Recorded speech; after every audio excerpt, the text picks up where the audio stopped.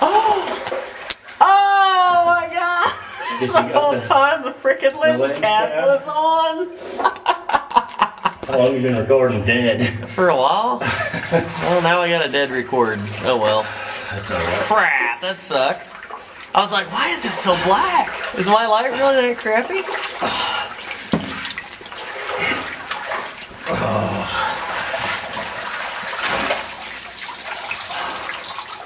We got us some cave.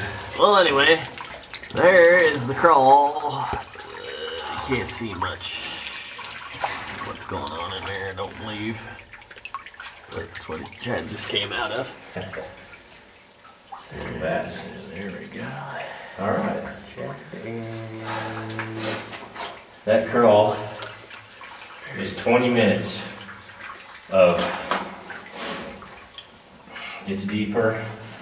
There's 5 domes. 2 of them are maybe 10 foot. 3rd dome's bigger. 4th dome is 70, 80 feet. 5th dome is 70, 80 feet with just imagine this dome with nothing but formations covering the walls. And then right after that dome, there's a rimstone dam that drops 2 feet, and then it's walking passage. And that goes from low water to paleo. But it keeps, you know, you can drop right into the water or get right back into paleo. There was a pretty big infeeder that I didn't chase. It was a paleo. Water in? Probably. Or when it's been rains. It's dry right now. Or was it a certain cave that we want to be in? Maybe. 20 minutes of crawl. But it took me 25 minutes to get back right here. And you were not at the end of the cave. You just turned around. I was like, okay. It took me an hour to get to the rimstone dam. I've been sitting here that long? Yeah, because I stopped and I was taking pictures of those domes.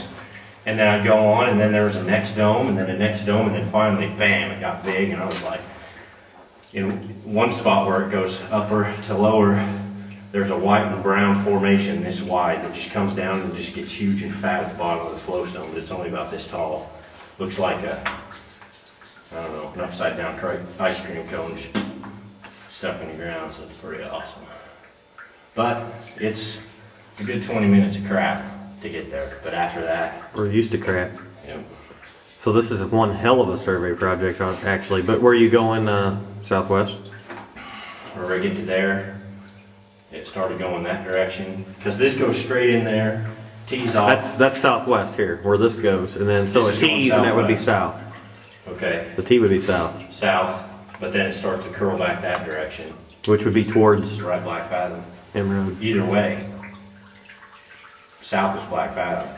Mm-hmm. And this is going, I mean, it just kept getting, like the first big passage of walking is like, you ever watch those, like Aladdin, the movie Aladdin, they have those, you know, goofy shaped doorways. Yeah. So there was a point curved out, came back in, came down. Any light at the top of the domes?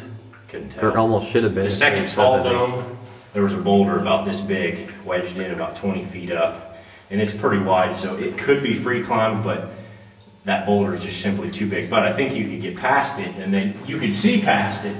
So there's major extensive passage here, way more than what was on the report. Oh yeah. Those people, they did not push They this. probably went, I'll bet they didn't even get to the first big dome.